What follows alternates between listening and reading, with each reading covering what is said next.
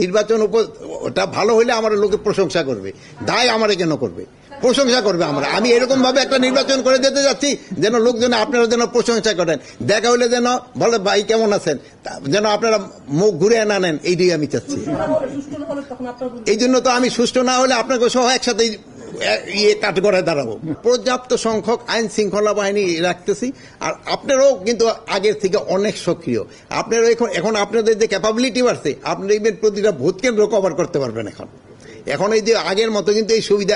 আরেকটা জিনিস হলো ওই যে মোবাইল ফোর্সগুলির কিন্তু মোবিলিটি বেড়ে গেছে, যেমন রাস্তাঘাটের কিন্তু আগে যেই জায়গায় পৌঁছতে পারতো না ওই জায়গায় কিন্তু পৌঁছতে পারবে। এই জন্য এই কতটা একটা প্লাস আমরা একটা বডি ক্যামেরা যেটা আমরা ক্রয় করে দিচ্ছি, কোন কেন্দ্রে কি ধরনের ঘটনা ঘটছে আপনি সেন্ট্রাল থেকে আপনার এদেরও মনে হয় এটার অ্যাক্সেস দেওয়া হবে, আপনারাও কিন্তু দেখতে পারবেন।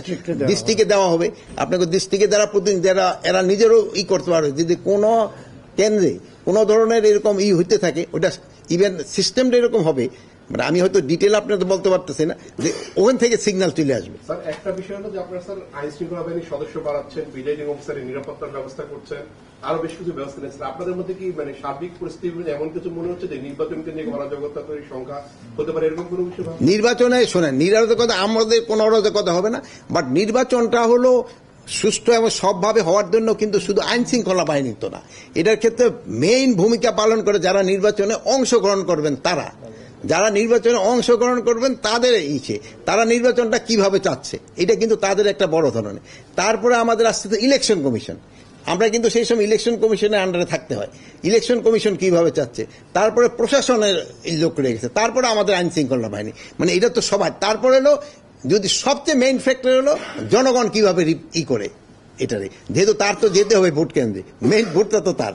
নির্বাচন কতটা সুষ্ঠু হবে স্যার, স্বরাষ্ট্র উপদেষ্টা হিসেবে সেই দায় কিন্তু আপনার উপর আসবে।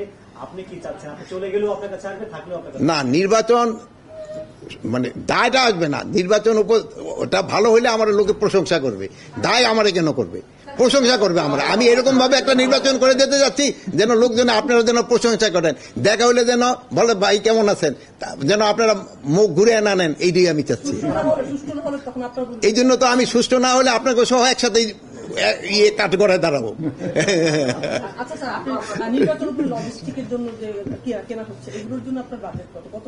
এই বাজেট তো আমরা এখন বাজেট তো ইলেকশন কমিশন থেকে দিবে। নির্বাচনের জন্য বাজেট কিন্তু স্বরাষ্ট্র মন্ত্রণালয় দেয় না, নির্বাচনের বাজেট ইসেদের দেখা দেয়, এই ক্ষেত্রে ইসেরা দেয়, এই কি বলে ফিনান্স দিবে ইলেকশন কমিশনে, আর ইলেকশন কমিশন এই খরচটার জন্য আমাদের কিছু টাকা দিবে।